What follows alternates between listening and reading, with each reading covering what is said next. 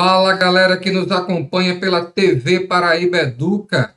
Tudo bem com vocês? Eu espero que sim. E desde já convido para mais uma aula preparada especialmente para você. Pegue seu lápis, caderno, todo o material necessário que é fundamental para que nós possamos aprender, registrar os principais conceitos que serão trabalhados na aula de hoje. Corre lá e pega, que nós vamos começar a nossa aula agora. Enquanto isso, eu vou me apresentando. Eu sou o professor Tiago Medeiros, o seu professor de História na aula de hoje. Você deve estar se perguntando, professor Tiago, qual o tema da aula de hoje e a quem se destina? Qual o público-alvo dessa aula? Vou te dizer agora. Vamos lá? Observe. O público-alvo da nossa aula são os estudantes do 9º ano do ensino fundamental. E o tema da aula de hoje está aqui, na tela para você. Os danos finais da monarquia e o despertar republicano. Veja, nós estamos trabalhando com o final do governo do imperador Dom Pedro II, certo? E aí, com o fim desse governo, nós temos o início da monarquia. Veja essa imagem. Observe a queda do imperador do trono. Isso traduz bem o processo de transição dos anos finais do seu governo para o novo modelo que será implantado no Brasil, que foi a República, que permanece até hoje vigente. Vamos lá? Vamos prosseguir. O que nós temos aqui é o imperador Dom Pedro II, numa imagem muito bonita, e o texto me acompanha quando diz: o fim da monarquia no Brasil foi resultado do desgaste dessa forma de governo com os interesses da elite política e econômica do país. Mais uma vez, as elites estão agindo diretamente. Sua queda ocorreu por meio do seu rompimento com 3 importantes grupos do Brasil: a Igreja, fator menos relevante, o Exército e a elite escravocrata. Antes da gente entrar e aprofundar de fato o conteúdo, eu gostaria de trazer alguns fatos passados para que você entenda o contexto do segundo reinado. Um reinado extremamente importante, longevo e marca a história política e econômica do nosso país, a condução do imperador Dom Pedro II. Vamos relembrar uns fatos? Chega para cá. A coroação de Dom Pedro II ocorreu por meio de um golpe, lembra? O golpe da maioridade, ocorrido aí em 1840. Lembrou? Golpe da maioridade. 1840. O imperador governou de 1840 a 1889. 2 partidos controlavam a política brasileira no segundo reinado.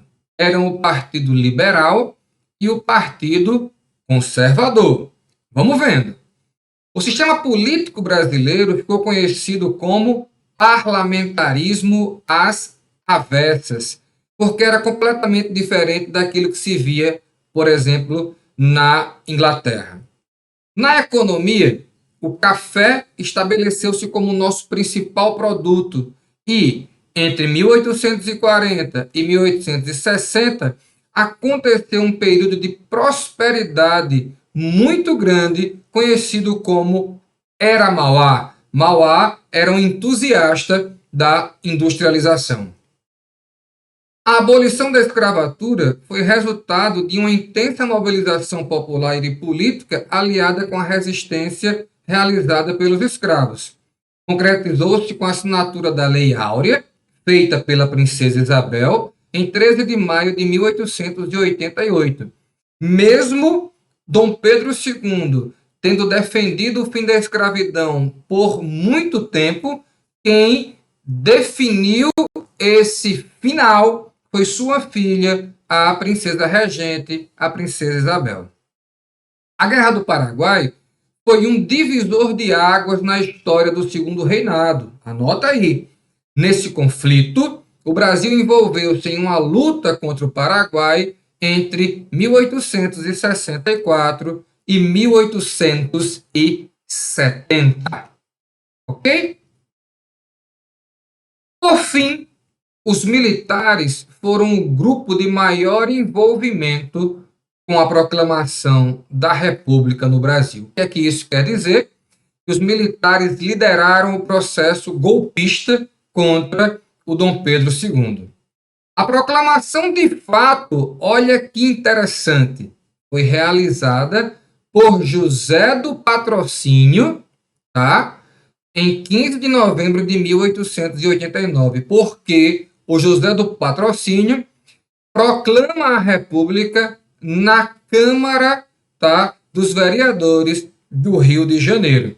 Ele faz a proclamação do novo modelo de governo, do novo sistema que estava entrando em vigor. Então, o Marechal Deodoro da Fonseca, ele efetiva ali o golpe militar e a proclamação da República se dá por meio do José do Patrocínio. Vamos seguir em frente? Tudo compreendido até aqui? Olha só. Os anos finais da monarquia e o despertar republicano. Veja, 1870, início do movimento republicano. O Partido Liberal e o Partido Republicano Paulista. Observe, quando em 1870 foi fundado o primeiro clube republicano, o sentimento republicano ainda era uma ideia vaga na cabeça de alguns elementos mais ou menos intelectualizados das cidades maiores, principalmente no Rio, onde era maior a concentração urbana e maior também o número de profissionais liberais, jornalistas, médicos, engenheiros, que constituíam a principal parcela de adeptos do republicanismo. Observe essa imagem que está aqui na tela. Essa imagem retrata a Convenção de Itu, realizada em 18 de abril de 1873, na residência do senhor Carlos de Vasconcelos de Almeida Prado. A Convenção de Itu foi considerada a primeira reunião oficial dos republicanos no estado de São Paulo. A convenção, é originária dos clubes radicais defensores tanto do liberalismo quanto do positivismo, organizados entre os anos de 1871 e 1872. A doutrina republicana foi muito difundida após a Guerra do Paraguai, como nós já citamos, entre 1864 e 1870. O conflito no Paraguai foi decisivo para o fim da monarquia.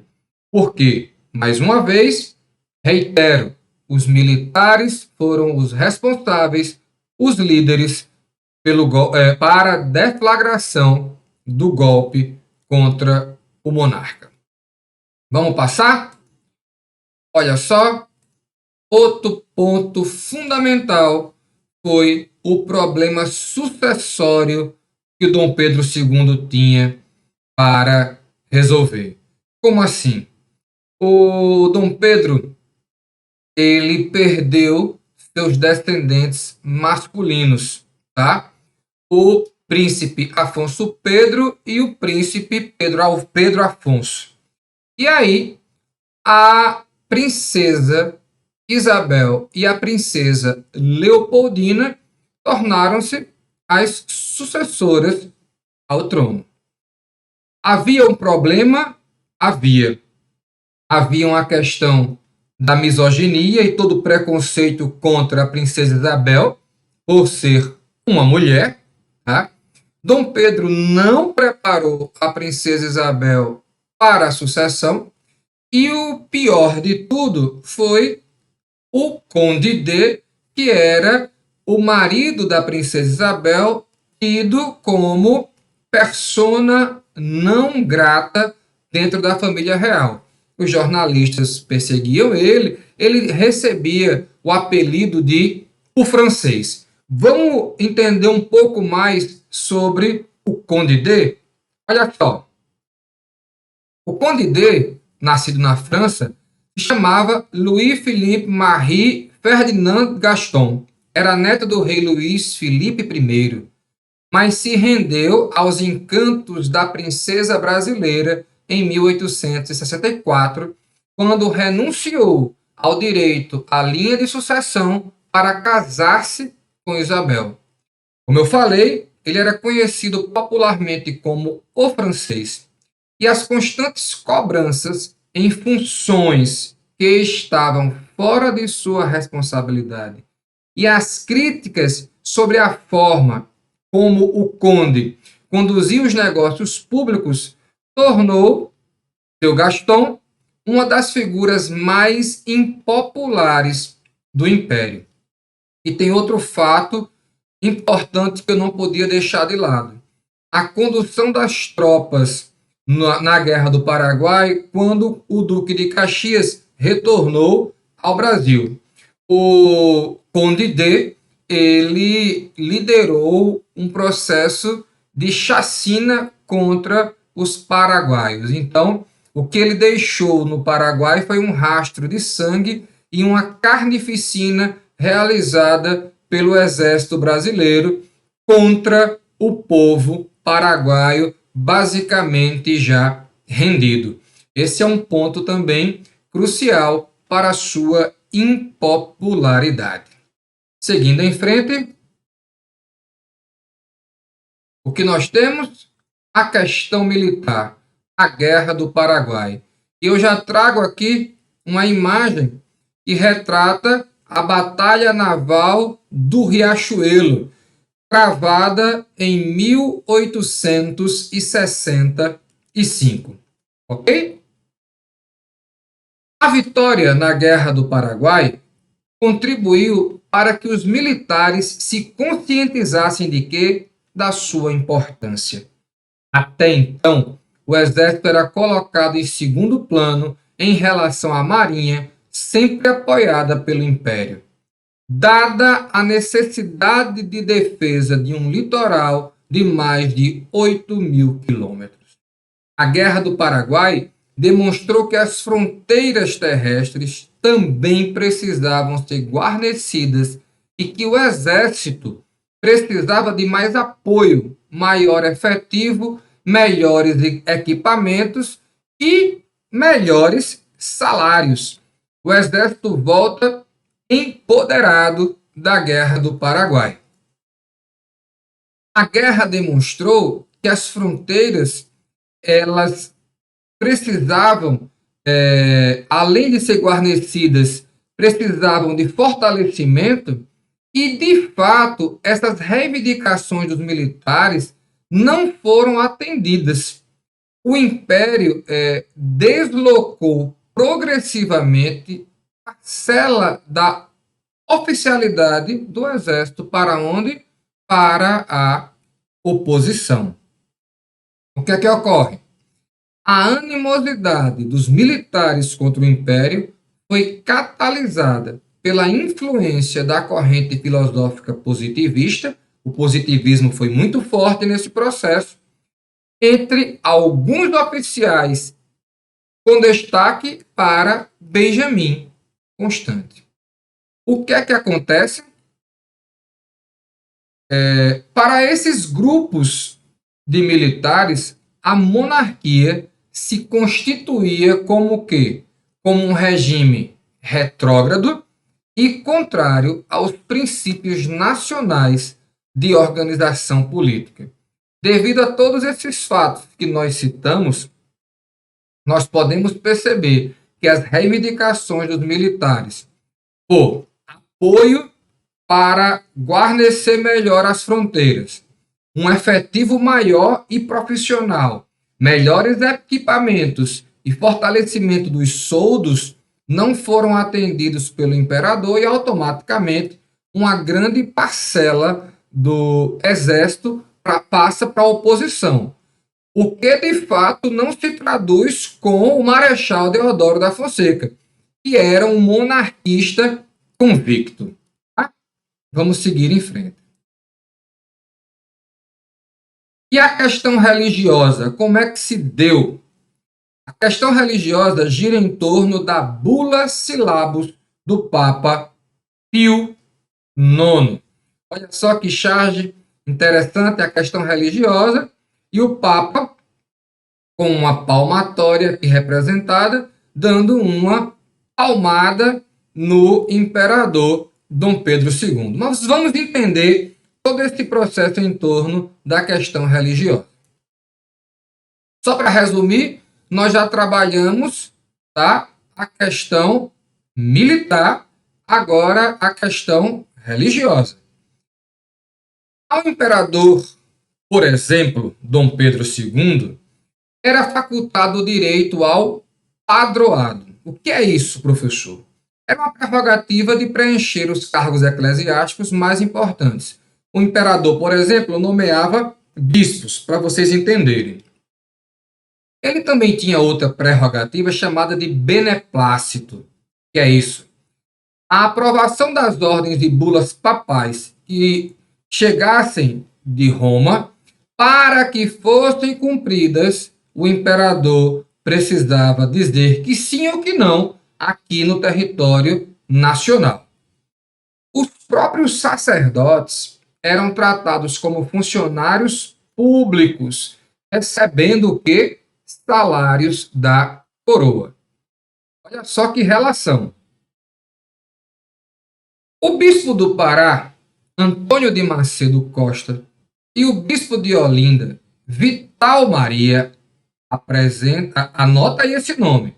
O bispo do Pará, Antônio de Macedo Costa, ou Dom Macedo, e o bispo de Olinda, Vital Maria, ou Dom Vital, quando receberam a bula Syllabus do Papa, que garantia o conservadorismo da igreja e, dentre outras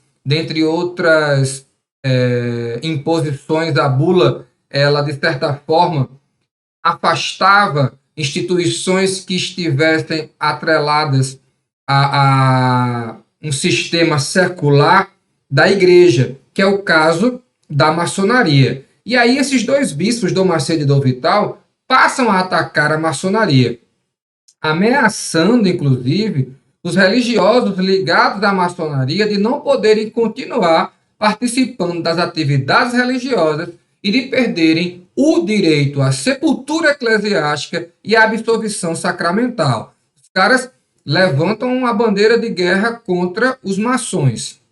E aí, após uma campanha mal sucedida para incentivar os católicos a abandonarem a maçonaria, o bispo Dom Vital determinou que as irmandades expulsassem seus membros maçons. Porém, não sendo atendido, passou a ameaçar a excomunhão aos que tivessem ligações com a maçonaria. Onde é que está o problema?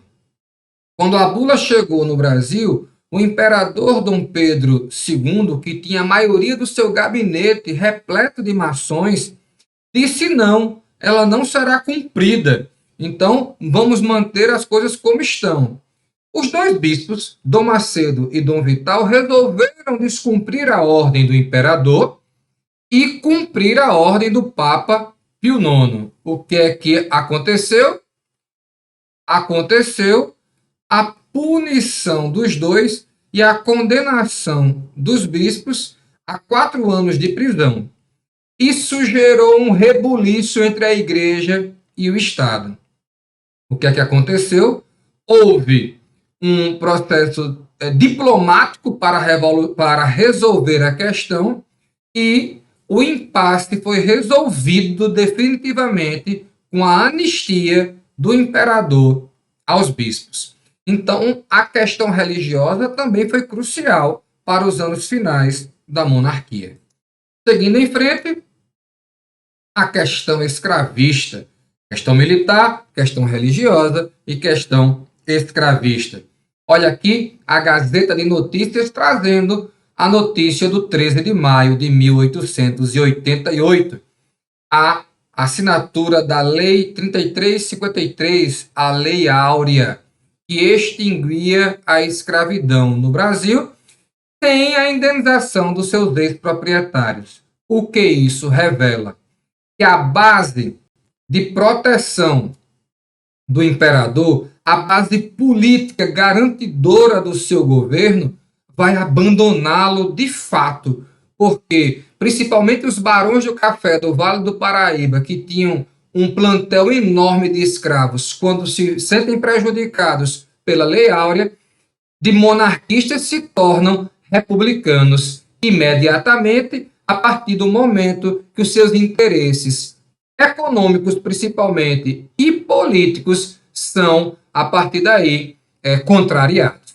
Dessa forma, nós vamos encerrando a nossa aula de hoje. Aqui estão as referências e eu agradeço a sua presença, desejo que fique bem e, se puder, fique em casa e até a nossa próxima aula.